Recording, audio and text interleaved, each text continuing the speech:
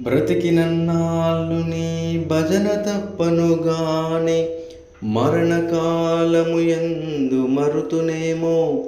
ఆవేళ యమదూతలాగ్రహంబున వచ్చి ప్రాణముల్ పెకలించి పట్టునప్పుడు కపవాత పైత్యముల్ గప్పగా భ్రమచేత గంపముద్భవముచే కష్టపడుచు నా జివ్వతో నిన్ను నారాయణ నడుచు పిలుతునో శ్రమ చేత విలువలేనో.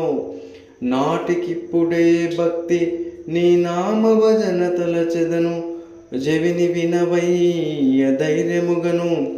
భూషణ వికాస శ్రీ ధర్మపుర నివాస దుష్ట సంహార నరసింహ దురిత దూర. దుష్ట సంహార నరసింహ దురిత దూర. నారాయణ శతకంలో ఉన్న ఈ గొప్ప పద్యం మనిషి జీవితంలో ఉన్నతమైనటువంటి శిఖరాలకు అధిరోహించినా సరే భగవంతుడు ఖచ్చితంగా మనం పుట్టించినటువంటి ఆ భగవంతుణ్ణి స్మరించాలి, నిరంతరం స్మరించాలి అనే ఒక స్పృహని కల్పించే ఈ చక్కటి పద్యం ప్రతి జీవునికి గుర్తు చేస్తుంది. మనిషి నిరంతరం ఆశాజీవి అయినప్పటికీ నేను భగవంతుణ్ణి పూజించడానికి, భగవంతుని నామస్మరణ జపించడానికి కూడా నాకు టైం లేదు అనే వాళ్ళు కూడా ఉంటారు.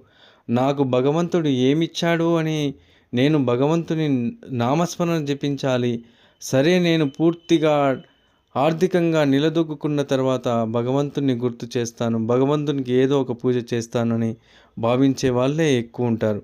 కానీ మరణకాలం యందు సమీపించినప్పుడు శరీరము కపవాత పిత్తాలతో అవస్థ పడుతున్నప్పుడు ఆ దేవదేవుణ్ణి నామస్మరణ జపించలేక ఇన్నాళ్ళు బ్రతికిన వ్యర్థమే కదా అని తెలుసుకోలేక ఆ జీవుడు కుమిలిపోయిన ఏమి ఫలము.